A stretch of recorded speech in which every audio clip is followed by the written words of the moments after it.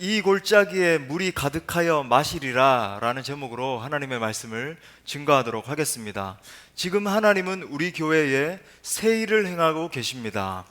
영적인 시각에서 볼 때 하나님께서 우리 공동체 가운데 부어주시는 은혜가 큰 것을 봅니다.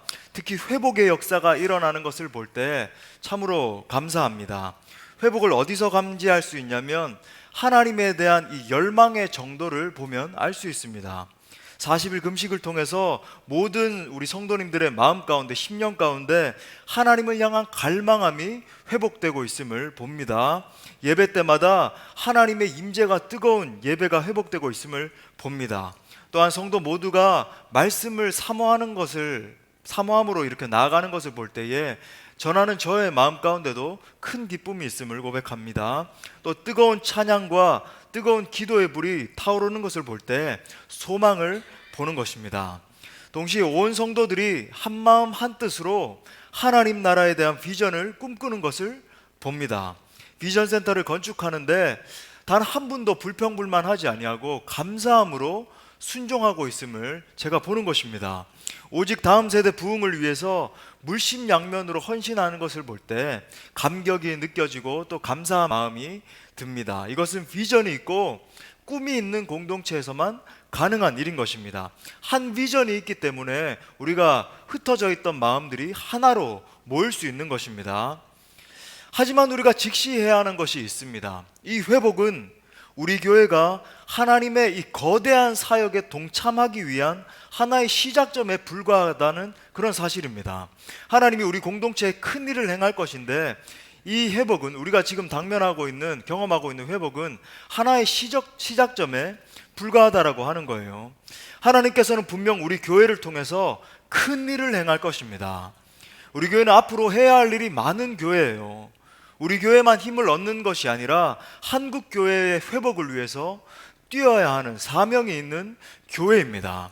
나아가 온 열방에서 죽어가고 있는 영혼들을 살려야 하는 그런 책임이 있는 교회인 것입니다.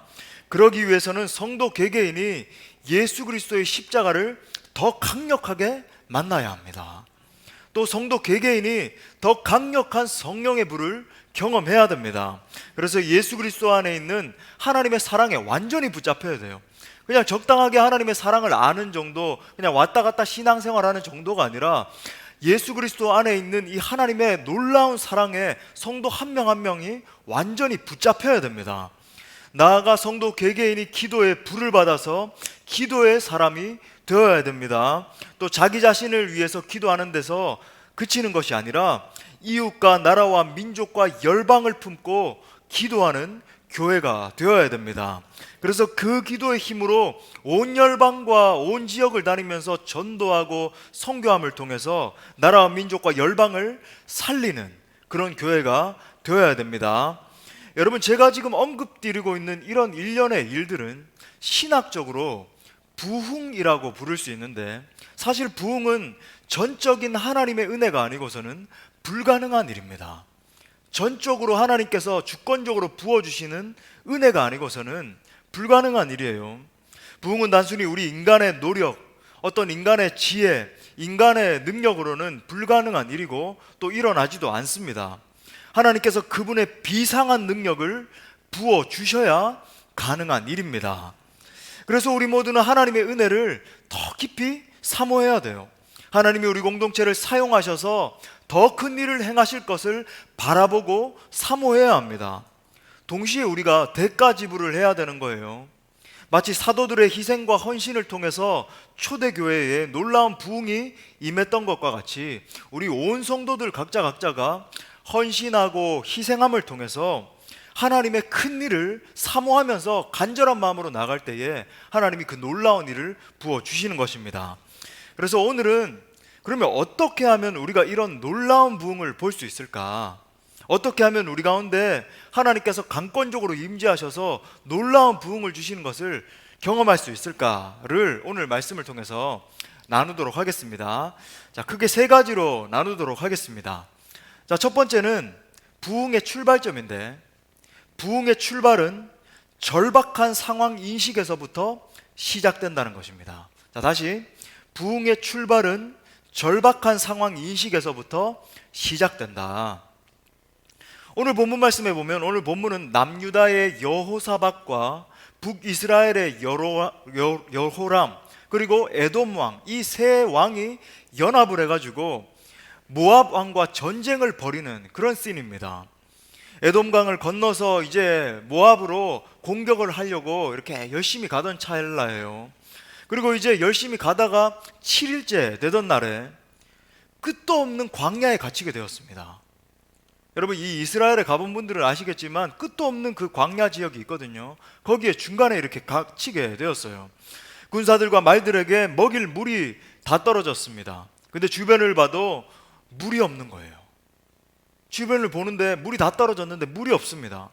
만약 모압 군대가 이 순간에 쳐들어오면 전멸당할 그런 위기에 처했습니다. 인간의 어떤 지혜와 힘으로는 어떻게 할 수 없는, 도저히 이 상황을 극복할 수 없는 상황에 빠져버린 거예요. 이것이 이제 오늘 본문이 보여주는 상황입니다. 동시에 이것이 바로 작금의 한국 교회의 모습입니다. 많은 교회들이 광야 한가운데서 영적 목마름으로 죽어가고 있습니다. 성도들의 삶과 사고방식을 여러분 한번 관찰해 보십시오. 점점 더 세속화되어 가고 있다는 것을 우리가 부인할 수 없습니다. 그리스도인들이라고 하는데, 우리는 예수님을 믿는다, 하나님을 예배한다라고 그렇게 이야기하는데 윤리적이지 못해요. 윤리적이지 못합니다. 교회가 복음의 능력을 잃어버리고 세상을 점점 더 닮아가는 거예요. 세상의 방식대로 하는 겁니다. 교회가 세상에서 빛과 소금이어야 되는데 재구실을 하지 못하니까 마치 길가에 버려져서 사람들에게 밟혀버리는, 예수님이 말씀하신 것처럼 완전히 짓밟히는 그런 신세가 된 거예요.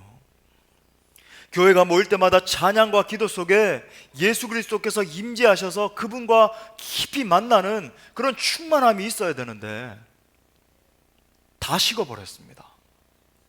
다 식어버렸어요. 여러분, 교회들을 살펴보십시오. 식었습니다. 십자가 지고 좁은 길로 가려는 성도들이 점점 더 줄어들고 있습니다. 그냥 적당한 그리스도인, 썬데이 크리스천, 그리스도인이 아닌 거죠. 그냥 구원은 따놓은 당상이니까 예수 믿는다. 여러분, 이런 상황 속에서도 정말 이 한국교회를 가슴에 품고 한국교회를 살려달라고, 다시 한 번 더 이 부흥을 부어달라고 기도하는 성도들이 점점 더 줄어들고 있는 실정입니다. 또한 오늘날 이 교회의 내부의 모습은 어떻습니까? 우리 읽지 않았지만 열왕기하 3장 9절 하반절에 보면 이렇게 말합니다. 길을 둘러간 지 7일에 군사와 따라가는 가축을 먹일 물이 없는지라. 먹일 물이 없다. 정말 심각한 말이죠. 훈련된 군사도 많이 있고 말들도 많이 있습니다. 병거도 많고 싸울 수 있는 무기도 많은 것입니다. 전쟁에서 이길 수 있는 조건이 다 갖춰져 있어요. 세상에서 말하는 어떤 책들에서 말하는 이기는 습관, 이기는 힘, 어떤 그런 전력, 모든 것 다 갖춰져 있어요. 그런데 여러분 보십시오. 단 하나가 없는 겁니다. 물이 없어요. 물이 없어요. 정확히 지금 한국교회의 모습 아닙니까? 교회들은 정말로 화려하고 멋진 건물들을 자랑합니다. 좋은 프로그램이 넘쳐나요. 훌륭한 훈련 교재들, 풍부한 재정으로 넘쳐납니다. 여러분, 세계의 교회들을 가보십시오. 한국 교회만큼 이렇게 재정이 넘쳐나는 곳이 없어요. 많은 목사님들과 장로님들, 훈련된 평신도들이 있습니다. 온 지역과 열방에 나아가서 여러분 이 힘대로 한다면 정말 무너져가고 있는 나라들, 열방의 여러 이 잃어버린 영혼들을 구원할 수 있는 여러 역량들, 전략들, 모든 것들이 다 갖춰져 있습니다. 그러나 여러분, 단 한 가지가 없어요. 물이 없습니다. 바로 물이 없어요. 성령의 부으심이 없습니다. 영적 부흥이 없어요. 강력한 기도와 찬양이 없습니다. 그래서 영적 목마름으로 죽어가고 있어요. 절박한 위기 상황입니다. 그런데 여러분, 더 심각한 것은 무엇인지 아십니까? 이렇게 절박한 상황에 당면했음에도 불구하고 이 절박한 상황을 인식조차 못하고 있다고 한다는 사실이에요. 제가 금요 집회에도 언급드렸듯이 만약에 한국교회가 이렇게 진행이 돼서 10년 후 2030년이 되면 여러분 어떻게 된다고 말씀드렸죠? 다음 세대가 이 교회에서 다음 세대가 차지하는 비중이 7.5%가 채 되지 않는다라고 합니다. 여러분 그 말인즉슨 여러분 현실적으로 말씀드릴게요. 100명 모이는 공동체가 있다고 생각해 보겠습니다. 100명 중에 다음 세대 아이들은 7.5명밖에 남지 않는다라는 사실이에요. 10년 만에. 끔찍한 일이죠. 그런데 더 심각한 것은 이렇게 말씀을 드리고 경고하고 말하고 있는데도 정말 우리 지도자들인 우리부터도 절박하게 이 상황을 깨달아 알고 어떻게 해서든지 이 상황을 타개하기 위해서, 개혁하기 위해서, 영적으로 쇄신하기 위해서 위기감을 느끼고 기도하지 않는다라고 하는 사실입니다. 사랑하는 여러분, 이때에 우리가 마음을 같이 해야 합니다. 지금 우리 가운데 절박하게 필요한 것은 무엇입니까? 그것은 물이에요. 영적인 부흥입니다. 성령의 부으심입니다. 하나님이 영광으로 임재하시는 것입니다. 교회의 이 초대교회와 같은 성령의 역사가 부어져야 하는 것입니다. 온 교회의 회개의 운동이 일어나야 합니다. 성도 한 사람 한 사람이 성령 충만해져서 마치 이 세술에 취한 것 같은 그렇게 돼야 되는 거예요. 여러분 개개인 전체 삶이 완전히 급진적으로 복음의 삶으로 뒤바뀌어야 합니다. 그래서 우리 성도 한 사람 한 사람의 가슴 가운데 주 예수 그리스도의 그 이름이 임해서 견딜 수가 없어서 뛰어나가서 복음을 전하는 사람들로 바뀌어야 되는 거예요. 사도행전 4장 12절 말씀처럼 다른 이로서는 구원을 받을 수 없나니 천하 사람 중에 구원을 받을 만한 다른 이름을 우리에게 주신 일이 없음이라 라고 하면서 뛰어나가서 담대히 선포하는 성도 개개인이 되어야 하는 것입니다. 교회마다 이런 레디컬한 부흥이 일어나야 되는 거예요. 할렐루야. 사랑하는 여러분, 이 한국교회가 치유될 수 있는 비결, 제가 아무리 연구해보고 아무리 고민해보고 아무리 기도해봐도 부흥밖에 없습니다. 하늘의 하나님이 그분의 불을 가지고 내려오셔서 우리 가운데 부어주시사 우리의 모든 심령들이 살라지는 그 부흥밖에 없어요. 그리고 부흥이 오려면 먼저 절박한 상황을 인식해야 합니다. 우리의 심령 속에서 그냥 이런 기도가 터져 나와야 돼요. 오 하나님, 우리 힘으로는 할 수 있는 일이 아무것도 없습니다. 하나님이 도우심이 아니면 우리는 죽습니다. 하나님 앞에 죽는다라고 이야기해야 되는 거예요. 하나님, 주님 부흥 주시지 않으면 죽어요. 우리. 부흥이 일어나지 않으면 우리 가운데 소망이 없습니다. 주님 도와주소서. 이런 절박한 기도가 터져 나와야 합니다. 이 시간 성령께서 여러분의 눈을 열어주시기를 바랍니다. 여러분의 영적인 눈을 여셔서 광야 한가운데서 죽어가는 교회와 열방을 볼 수 있기를 바랍니다. 성령께서 우리 눈을 열어주셔서 다 갖춰져 있지만, 모든 것이 다 있지만 단 하나가 없어서 죽어가고 있는 우리의 모습을 볼 수 있기를 축원합니다. 여러분, 이처럼 부흥의 출발점은 절박한 상황을 인식하는 것에서부터 출발합니다. 자, 두 번째, 부흥이 일어나려면 두 번째로 우리 모두가 하나님의 음성을 들어야 됩니다. 우리 한번 따라해 보겠습니다. 우리 모두가 하나님의 음성을 들어야 한다.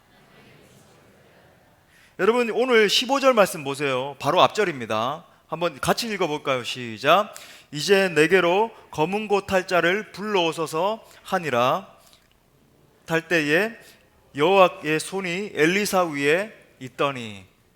자, 다시 한번 읽어봐요. 제대로. 시작. 이제 내게로 검은 고 탈 자를 불러오소서 하니라. 검은 고 타는 자가 검은 고를 탈 때에 여호와의 손이 엘리사 위에 있더니. 여러분, 여기서 검은 고 타는 자가 검은 고를 탈 때에 하나님의 말씀이 강권적으로 임재하셔서 엘리야 위에 함께 했다라고 합니다. 하나님의 임재를 지금 보여주는 거죠. 여기서 여러분, 검은 고를 탔다라고 하는 것은 찬양하는 가운데 하나님의 영광이 임하셨다라고 하는 거예요. 그냥 적당히 찬양하는 게 아니라 하나님의 임재에 깊이 들어가서 예배하는 걸 이야기해요. 여러분, 그래서 찬양이 얼마나 중요한지 아시겠죠? 예배하는 게 얼마나 중요한지. 여러분, 그래서 우리가 뭐 금요일 날 나와서 30분씩 40분씩 그렇게 찬양하는데, 여러분, 임재 가운데 들어가 있지 않으면 30분 40분 찬양하는 게 지루하고 아이고 다리 아프다 뭐 이런 시간이 될 수 있어요. 하지만 여러분, 강력한 성령의 임재 가운데 들어가서 찬양하기 시작할 때 저는 여러분 너무 많이 봤습니다. 질병이 떠나가고 마음의 우울함들, 공황장애 이런 것들이 떠나가는 역사가 일어나고 여러분 삶의 문제가 완전히 해결되는 역사가 일어나는 것, 저는 너무 많이 봤어요. 저는 여러분이 이제 감사 헌금하면서 기도 제목을 이렇게 올리는 걸 읽어보는데 어떤 분들 그래요. 우울합니다. 우울증에 시달리고 있습니다. 여러분, 그냥 그 상태에 있으면 안 돼요. 나와서 뜨겁게 찬양하고 하나님을 막 성호를 높여드리고 춤을 추면서 그렇게 찬양할 때 여러분 우울증이 떠나갈 줄 믿습니다. 여러분 집에서도 찬양하시고, 그죠? 막 유튜브 같은 거 틀어놓고 주의 자비가 내려와 막 춤추면서 여러분, 그러면 우울증, 공황장애, 불안장애 다 떠나가는 거예요. 여러분, 그렇게 강력하게 하나님의 임재에 깊이 들어가서 예배할 때에 하나님의 말씀이 임한 거예요. 여러분, 예배가 얼마나 중요한지 알 수 있겠죠. 그때 이제 어떤 말씀이 임했는가? 오늘 본문 말씀입니다. 16절 말씀에 보니까 이렇게 말해요. 그가 이르되 여호와의 말씀이 이 골짜기에 개천을 많이 팔아 하셨나이다. 자, 저를 보십시오. 여기서 이제 개천은 우리가 이제 말하는 어떤 웅덩이 같은 것, 뭐 우리 군대 갔다 오신 분들은 아시죠? 막 화스트 베이스 비상 상황이 된 겁니다. 그러면 열심히 이제 쫓아 올라가서 야삽을 꺼내 들고 막 이렇게 파는데 참호 같은 걸 이렇게 파잖아요. 깊은 막 1.5m 되는 웅덩이 이런 걸 파는 겁니다. 그런 걸 이야기하는 거예요. 웅덩이나 어떤 참호, 도랑 같은 것을 말합니다. 여러분, 이런 것들을 많이 파면 어떤 일이 일어난다라고 합니까? 17절 말씀해 보니까 같이 읽어보겠습니다. 시작. 여호와께서 이르시기를 너희가 바람도 보지 못하고 비도 보지 못하되 너희와 너희 가축과 짐승이 마시리라 하셨나이다. 메마른 골짜기에 개천을 많이 파면 어떤 일이 일어난다고 합니까? 분명 지금 바람도 없고 비도 없는 상황이에요. 우리 현실적인 판단에서 볼 때에 변화될 수 없는 상황인 겁니다. 우리 교회의 현재 모습을 보십시오. 내 현재의 이 심령 상태를 보십시오. 내가 지금 당면하고 있는 상황을 볼 때에 그 어떤 변화도 일어날 기미가 보이지 않습니다. 가능성이라고는 없습니다. 우리에게 소망은 없습니다 라고 하는 그런 상황에서, 현실적으로 어떤 변화도 일어날 수 없는 상황에서, 그런데 뭐라 그럽니까? 그 메마른 골짜기에 물이 가득해서 너희가 마시게 될 거야 라고 말하는 거예요. 무슨 말이죠? 머지않아 너희 교회에 거대한 성령의 비가 쏟아지게 될 텐데 부흥을 준비하라 라고 하는 거예요. 할렐루야. 여러분, 그러면 여기서 질문입니다. 여기서 메마른 골짜기에 물이 가득해지는 근거가 뭐죠? 어떤 현재의 상황입니까? 현재 당면한 상황? 아니면 우리가 가지고 있는 어떤 능력입니까? 또 아니면 하나님의 음성을 듣는 것이었습니까? 바로 하나님의 음성을 듣는 것이었어요. 하나님의 음성을 선행적으로 듣고 그것에 순종했을 때 기적이 일어난 것입니다. 하나님이 부어주시겠다라고, 부흥을 주시겠다라고 말씀하시는 그 음성을 듣고 그것을 붙들고 기도할 때에 역사가 일어난다라고 하는 말입니다. 열왕기상 18장 말씀에 보면 이스라엘의 3년간 비가 한 방울도 오지 않는 상황이 나옵니다. 여러분 한번 보세요. 비가 한 3년간에 간헐적으로라도 한 1mm라도 한번 몇 번 정도 왔었으면 이런 상황에 대해서 기대할 수 있죠. 아, 비가 조금이라도 왔었으니까 조금이라도 우리 갈증을 해소할 수 있는 이 비가 다시 올 수 있을 것이다. 근데 여러분 보세요. 3년간 단 한 방울도 오지 않은 그런 상황이에요. 그런데 엘리야가 아합 왕에게, 심지어 악한 왕인 아합 왕에게 이렇게 말합니다. 열왕기상 18장 41절 말씀 또 같이 읽어봐요. 시작. 엘리야가 아합에게 이르되 올라가서 먹고 마시소서, 큰 비 소리가 있나이다. 여러분 지금 보십시오. 이 말을 한 다음에 엘리야가 여러분 잘 아시는 막 고개를 막 파묻고 얼마나 하나님 앞에 열심히 비가 오게 해달라고 기도하는 장면이 나오잖아요. 그런데 보세요. 지금 방금 읽은 이 엘리야의 선포의 말씀이 이렇게 엘리야가 간절히 기도한 전입니까? 아니면 그 이후입니까? 기도하기 전이죠. 그런데 여러분 이미 엘리야가 큰 비 소리를 들은 거예요. 우레아와 같이 큰 비가 올 것을 들은 겁니다. 이 예언적 약속을 받고 아합 왕에게 미리 이 약속의 말씀을 선포할 수 있었던 거예요. 순서를 보십시오. 미리 하나님의 음성을 들었습니다. 그리고 그것을 선포하고 기도하기 시작한 거예요. 여기서 여러분 근원적인 이 부흥의 관건, 비가 오는 관건이 뭐였죠? 하나님의 음성을 듣는 것이었습니다. 하나님의 음성을 듣는 거예요.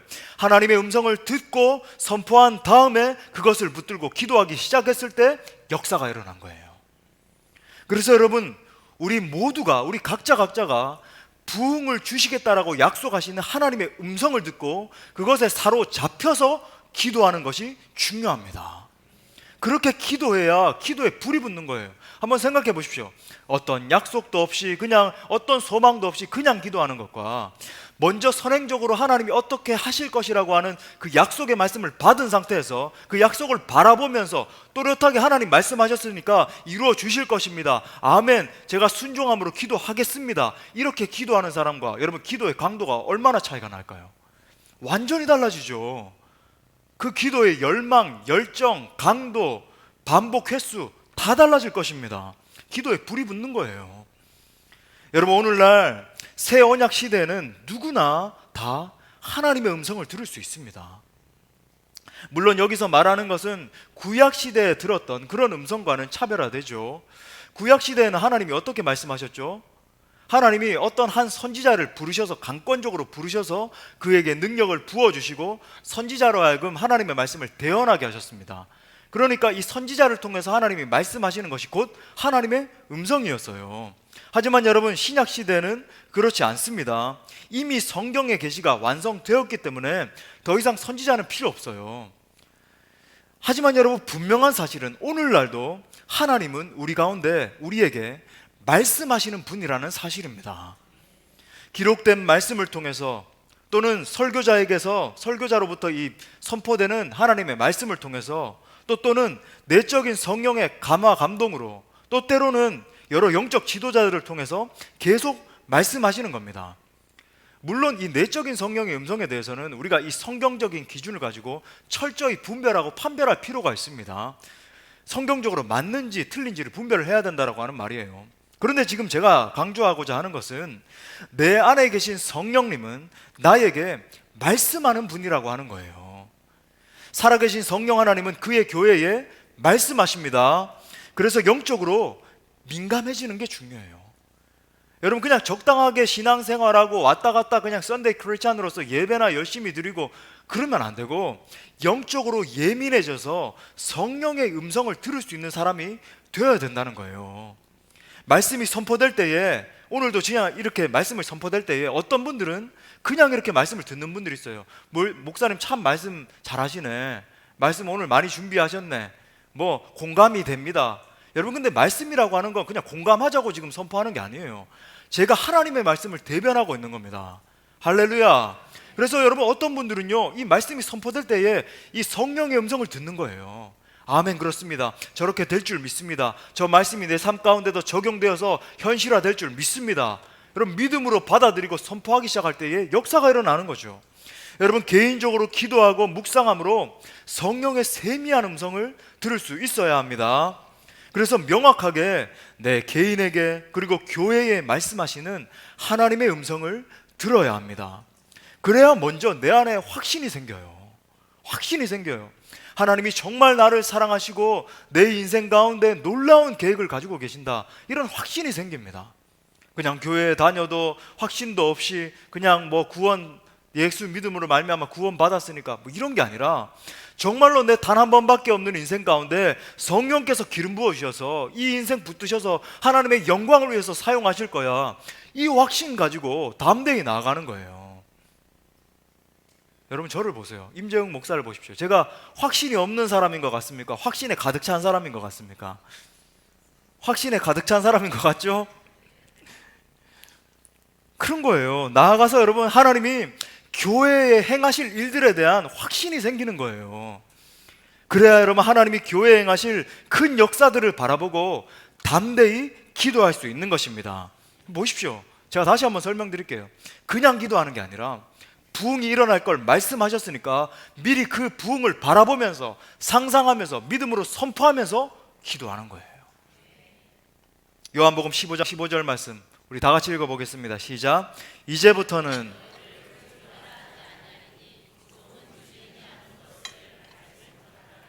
너희를 친구라 하였노니 내가 내 아버지께 들은 것을 다 너희에게 알게 하였음이라. 여러분 보십시오. 예수님이 우리를 친구라고 부르세요. 친구라고 합니다. 여러분, 친구라고 하는 말이 어떤 말이죠? 친구는 자기 내면에 있는, 자기 속에 있는 모든 것을 친구에게 다 이야기하고 꺼내놓는 그런 존재를 말하잖아요. 모세는 하나님의 친구였습니다. 출애굽기 33장 11절 말씀에서 사람이 자기의 친구와 이야기함 같이, 친구와 이야기함 같이 여호와께서는 모세와 대면하여 말씀하시며. 그러니까 지금 보세요. 모세만 이런 관계를 맺었던 게 아니라 예수님이 지금 직접 이렇게 말씀하세요. 너희는 나의 친구야. 내 안에 있는 모든 비밀, 내가 너희를 통해서 이루고자 하는 모든 것을 말하길 원해. 여러분, 아브라함도 하나님의 벗이었죠. 하나님과 교통했던 거예요. 무슨 말입니까? 예수님은 지금도 우리에게 성령을 통해서 친구처럼 말씀하길 원하십니다. 함께 예배하고 말씀을 들을 때마다 예수 그리스도의 음성을 들어야 합니다. 또 홀로 묵상하고 기도할 때마다 성령의 음성을 들어야 하는 것입니다. 마치 친구처럼 오셔서 내게 속삭이듯이 하늘에 속한 비밀을 얘기하시는 것을 들을 수 있어야 한다는 것입니다. 친구니까 들을 수 있어야 되는 거예요. 친구니까. 물론 여기에는 조건이 있습니다. 요한복음 15장 10절 말씀, 오늘 제가 15절 말씀 읽어드린 그 선행하는 말씀에서 이렇게 말합니다. 내가 아버지의 계명을 지켜 그의 사랑 안에 거하는 것 같이 너희도 내 계명을 지키면 내 사랑 안에 거하리라. 그리고 이제 14절 말씀에서 너희가 내가 명하는 대로 행하면 곧 나의 친구라. 주의 음성을 듣는 이 친구 관계에 조건이 있는 거예요. 제가 연초에 말씀드렸죠. 바로 하나님과의 친밀한 관계입니다. 우리 예수님과의 친밀한 관계예요. 주님의 뜻대로 행하는 삶입니다. 죄악을 버리고 철저히 주님과 동행하는 삶을 살아야 합니다. 그러면 여러분, 예수님이 마치 친구처럼 다 이야기해 주세요. 영적인 신비들에 대해서, 비밀들에 대해서, 우리 교회를 통해서 이루시길 원하는 것에 대해서 이야기해 주십니다. 그런 의미에서 친구의 음성을 듣지 못하는 신앙생활을 하고 있는 분들은 마치 반쪽짜리 신앙생활을 하고 있는 분들이라고 해도 과언이 아니죠. 다시 한번 말씀드립니다. 예수님의 말씀에 순종하면서 기도하면 반드시 부흥이 임한다는 예언의 말씀을 들려주실 것을 신뢰합니다. 여러분, 모든 성도들이 이 음성을 듣고 이 비전에 붙들린 바 되어야 됩니다. 자, 세 번째는 어떻게 하면 부흥이 임할 수 있을 것인가? 또 따라해 보겠습니다. 개천을 많이 파야 한다. 개천을 많이 파야 돼요. 많이 파야 돼요. 자, 16절 말씀에서 이렇게 말합니다. 여호와의 말씀이, 여러분, 하나님의 음성이에요. 주님이 직접 말씀하십니다. 여호와의 말씀이 이 골짜기에 개천을 많이 파라 하셨나이다. 한마디로 말하면 여러분, 이것은 기도를 이야기하는 것입니다. 기도로 하늘의 축복을 받을 준비를 하라는 말씀이에요. 혹 여러분 중에 정말 예수님을 믿은 지는 오래되었는데 마음에 기쁨도 없고 확신도 없고 혹시나 뭐 어려운 일이 생길라 치면은 마음이 막 요동치고 견딜 수가 없이 막 슬퍼지고, 여러분 그런 분 계십니까? 혹 아직도 세상 염려와 근심 때문에 마음이 막 우울해지고 그런 분들 계시지 않습니까? 아직도 강단에서 제가 십자가를 지고 철저하게 예수님의 제자가 돼서 주님만을 따라가는 삶을 살아야 됩니다 이야기하면 목사님 그 말씀은 부담됩니다. 저는 그냥 적당하게 예수님 믿고 구원이나 받으면 좋지 뭐 철저하게 예수님 제자 되는 삶 사는 거 부담됩니다. 뭐 이런 분들 계십니까? 제가 그런 지체들에게 선포합니다. 성령의 비상한 충만을 받으시길 바랍니다. 여러분, 해답은 이거밖에 없어요. 메마른 내 심령에 강력한 부흥이 일어나야 합니다. 메마른 심령 골짜기마다 거대한 성령의 물이 채워지는 역사가 일어나야 하는 것입니다. 여러분, 그때에 살아나는 역사가 일어나는 거예요. 우리 교회가 비전센터를 건축하면서 새로운 도약을 바라보고 있습니다. 여러분, 이렇게 우리가 비전센터를 건축하고 있는데 하나님께서 정말로 우리 교회 가운데 새 일을 행하실 것을 기대하고 소망하십니까? 여러분, 정말 그렇다고 한다면 개천을 많이 파셔야 합니다. 개천을 많이 파야 해요. 그래야 축복의 파도가 밀려올 때 채워질 수 있습니다. 메말라버린 여러분 각자의 심령에 깊고 넓은 개천을 파셔야 합니다. 기도에 더 많은 시간과 더 많은 노력을 경주하셔야 돼요. 부흥이 오는 길은 그거밖에 없습니다. 여러분, 기도가 뭐죠? 우리가 정말 기도해야 되는데 기도가 무엇입니까? 기도는 예수님과 만나는 가장 행복한 시간이에요. 어떤 의미에서 말씀드리면 이 신자에게 있어서 가장 행복하고 가장 기쁜 시간이 어떤 시간일까? 그것은 기도하는 시간입니다. 기도하면서 살아계신 하나님과 만나는 시간인 거죠. 오랜 세월 동안 여러분 보십시오. 깊은 기도의 세월을 거쳐온, 기도의 훈련을 해온 분들을 여러분 한번 관찰해 보십시오. 이분들에게는요, 정말 세상이 줄 수 없는 어떤 환경이 주지 않는 행복함과 기쁨과 여유와 만족함, 이런 게 있다는 것을 여러분 보실 수 있을 거예요. 여러분, 그런 분들을 보면 영적인 권위가 있습니다. 어떤 환경이 주지 않는 영적 권위가 있어요. 아무리 어렵고 힘든 상황이 닥친다 할지라도 그것을 뛰어넘을 수 있는 깊은 영성이 있는 것입니다. 하지만 여러분, 기도는 결코 쉬운 것이 아닙니다. 오늘 말씀의 상황을 여러분 한번 머릿속에 그려보십시오.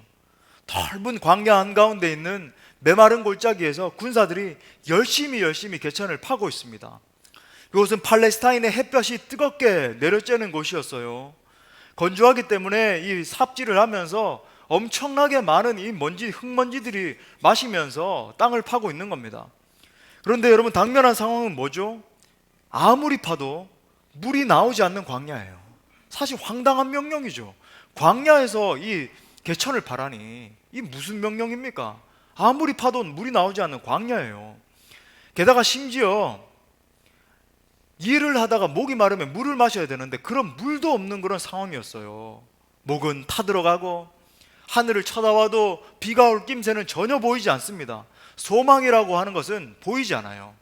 그럼에도 불구하고 순종하면서 열심히 땅을 파는 것입니다. 여러분, 이것이 기도입니다. 여러분, 이것이 기도예요. 우리가 믿는 하나님은 모든 능력을 다 가진 분이십니다.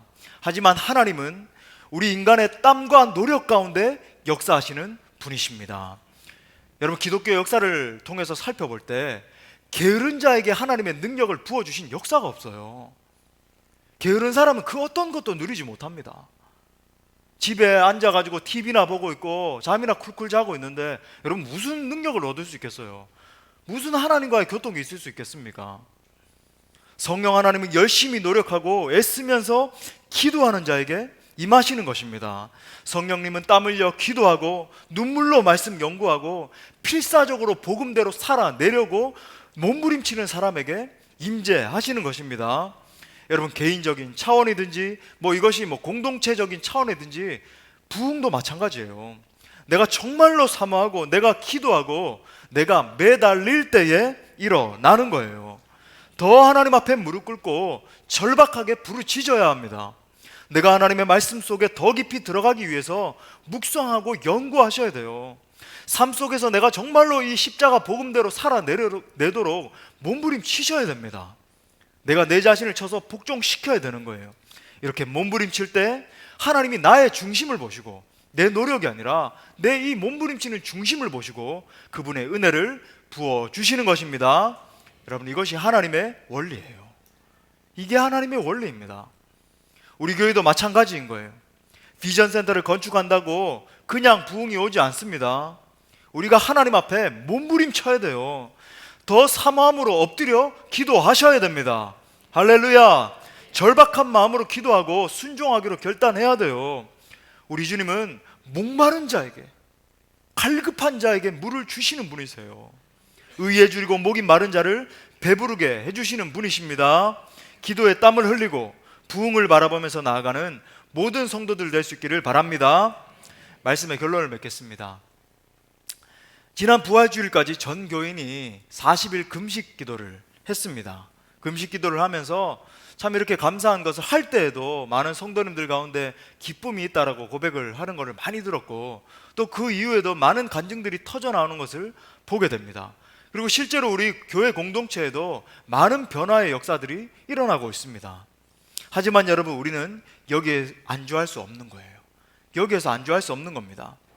그래서 우리 전 교회가 기도의 2020도를 채우는 운동을 또 또 시작하려고 합니다. 그냥 여러분 운동이 아니죠. 정말 하나님 앞에 갈급함을 보여드리는 운동인 거예요.